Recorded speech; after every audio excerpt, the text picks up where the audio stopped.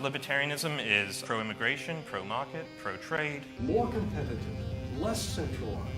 Not military confrontations, but peaceful interaction. The war on drugs has been actually an unmitigated disaster. In the period, a post-war period, from 45 to 80, Keynesian economic theory dominated public policy. This involves onerous taxation levels, central planning, government programs, regulations, socialism. In a word, statism. In another word, collectivism. People that promote these theories believe that the state is wiser than the individual. From 1905 to 1929, the stock market went up to 386. Then it crashed, went all the way down to 40, lost 90% of its value in 2 years. And then it generally went sideways. By 1981, it had achieved a new high of 1,030. In other words, it gained 167% over 51 years. And then a new era of leadership was spawned. 1979, Margaret Thatcher was elected UK Prime Minister. She privatized 2/3 of the state-run industries. She enacted deregulation, she cut taxes. The basic wage rate of 33% was cut to 25%. The top marginal rate at that time was 98%. She cut that to 40%. Most of you are too young to remember the Beatles, but you may have heard the song Taxman. There's a line in the Taxman that says, there's one for you, 19 for me because I'm the taxman. Well, what they should have said is there's one for you and 39 for me, but it didn't work in the song, so they made it 1 and 19. The bottom line is the Beatles left England and came to the United States in the 60s because this was killing them on their high revenue jobs. In 1980, Ronald Reagan was elected US president. He also cut taxes. The top marginal tax rate when he took office was 78%. He cut that to 35%. In 1961, when Ronald Reagan was an actor, he quit working in May of that year because he'd already gotten to the place where he was only going to get to keep 9 cents on the dollar for every additional dollar of earnings. But he always felt guilty about that because the lower level earners in his industry were out of work because he chose not to work. And that was what taught him that high marginal tax rates are counterproductive and destructive. Reagan also championed trade reform. He promoted deregulation and he pursued the Strategic Defense Initiative, which eventually broke the back of the Soviet Union.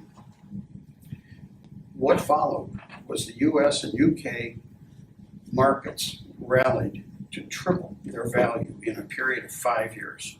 I just showed you, under Keynesianism, the stock market couldn't even triple in 51 years. Here it tripled in 5. The Dow Jones today is at 26,000. In your wildest dreams, can you imagine it going to 78,000 in the next 5 years? This is how dramatic these changes were. Then in 1983-84, Deng Xiaoping took leadership in China. And having followed the Mao era, when so many people starved to death, he introduced market socialism. They call it socialism with a Chinese face. He decollectivized the state-run farms and established individual property rights for the first time in China by giving long-term land leases to the peasant farmers. In '89, the Berlin Wall fell. The Cold War ended, and there was a global shift from guns to butter. 1992-93, the Uruguay round of the GATT ended, and global industrial trade reforms were implemented. At that time, the average trade tariff was lowered from 20% to 4%, and world trade exploded. 1994, NAFTA was ratified. This opened Canada and Mexico to cross-border trade with the United States without tariffs. What ensued was widespread, sustainable prosperity.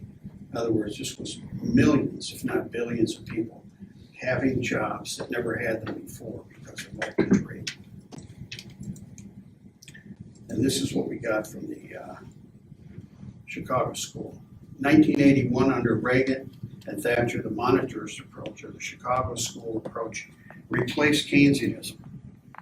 This involved tax reform, privatization, deregulation, free enterprise, capitalism, in a word, individualism. America is about the individual. None of you are sitting in here this afternoon because you think it's going to help your neighbor get ahead in the world. You're here to learn, you're here to grow, you're here to become more productive than you used to be. That's about you and making your family live a better life in the future. People that follow these theories believe that individuals and markets allocate resources better than governments. And that's what they gave. This is a 3,400% gain in the value of the U.S. stock market in 37 years. By the way, that's the crash of '87. Just a little lesson for you in terms of getting out of markets at the wrong time. Just by way of review, this is collectivism, socialism, this is capitalism. There'll be a quiz later. 30-year Treasury bonds. This has to do with interest rates. Treasury bonds trade the obverse of interest rates. As bonds rise, interest rates fall. Back in 1981, right here, I bought my third house. I had a 14% 30-year VA loan. 14%. That was as good as it got. For the next 30 years, basically, interest rates fell. In fact, in the summer of 2016, the Fed funds rate got down to 0.4%. Today, as we speak, interest rates in Germany and Japan are negative. These are pro-growth kind of interest rates, but the economies of Europe and Japan are struggling anyway. They're already charging less than zero for money and they can't get their economies going. But this promoted great growth in the United States over the last 30 years. This is a table of U.S. household net worth in trillions of dollars. In 1950, U.S. household net worth was $1 trillion. By 1980, that had grown to 9.4 trillion. Not bad for a 30-year stint. In the next decade, it doubled. In the next decade, it doubled again. And then we had the crash in 2000, and the market lost 9% of its worth.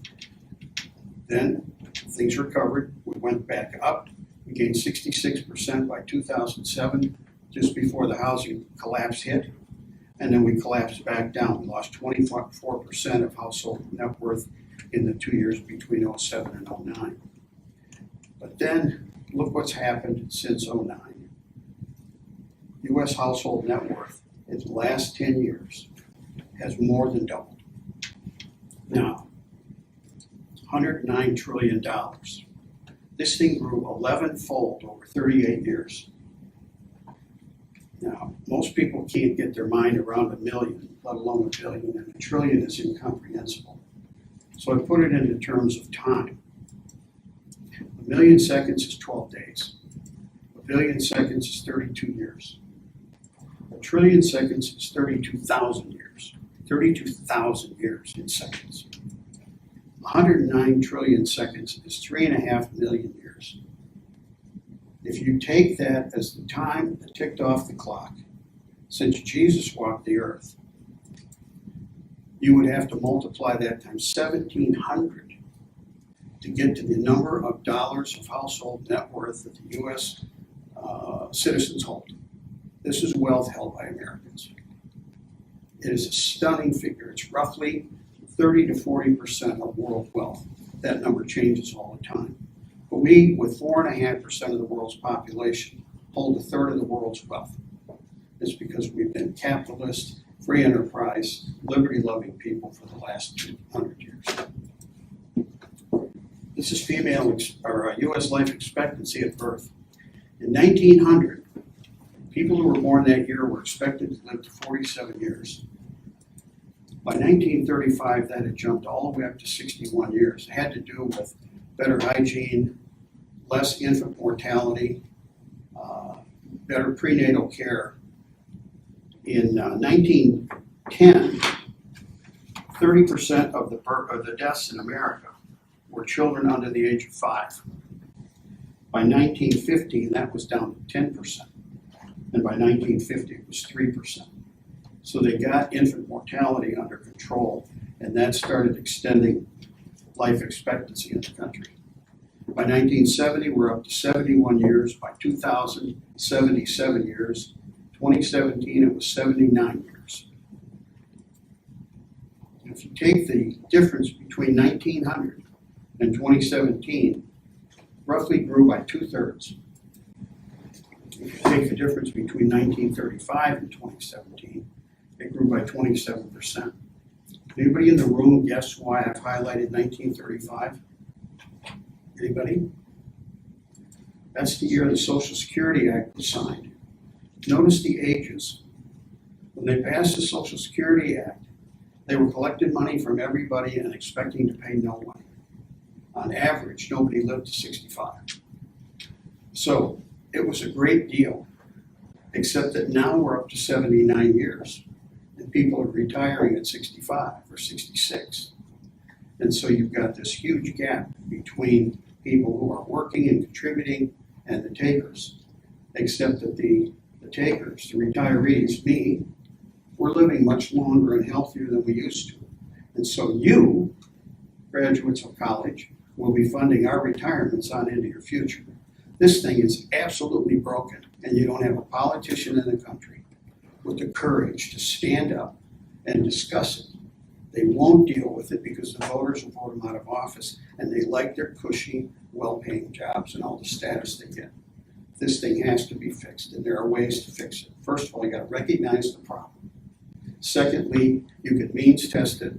Thirdly, you can advance the age incrementally over time so that people get retirement benefits later in life and continue to contribute. It can be fixed. They just won't do it. Incidentally, in 2017, they did a study and said if you were 65 in 2017, you could count on another almost 20 years average lifespan.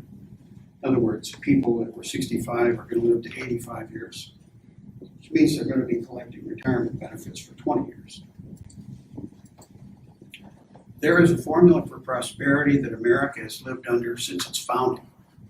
And to the extent that other countries in the world have followed these principles, they have prospered as well. Nobody's done it as well as America. First of all, the rule of law, ordered liberty. Edmund Burke championed this. You cannot have wealth creation without order, but you can't have wealth creation either without liberty. You have to channel people's energies toward their own self-interest so that they will create, they will risk, they will work, they will invest, they will save, and they will continually make a bigger pie for everybody. But they have to know that as they work and wait and defer gratification, that nobody's going to be able to come and take the fruit of their labor. Property rights. This has to do with the degree to which you are taxed. If you're taxed at 98% for your marginal income, you're not quite as well off as Thomas Jefferson's slaves were. They probably ate more than 2% of their output. The whole point is property rights is what makes us all try. It's why we get out of bed early in the morning and go study and work late into the night and work weekends. It's because you all want more. If I asked you to raise your hand, everybody in here who would like to take all the people in the room, average everything, average everybody's wealth, and we'll split it evenly, nobody would want to do that. Because you think you're going to do it better than the next guy, and you don't want to have to average yours with the guys not trying. Capitalism, individual opportunity. This is Adam Smith, Invisible Hand. When people are all trying and working hard in their own self-interest, you pass each other in the halls every day. You don't know what the other guy's doing. All you know is you've got your own agenda, you've got your own program, you've got your own requirements and goals. And that's what drives you. And to the extent that you follow that, you will succeed because you're living in the best place you can do that. And when you succeed, you will not only generate capital for you and your family, but you will be able to share it with people less fortunate. But if you don't produce, you can't share anything. It's like the thing on the airplane.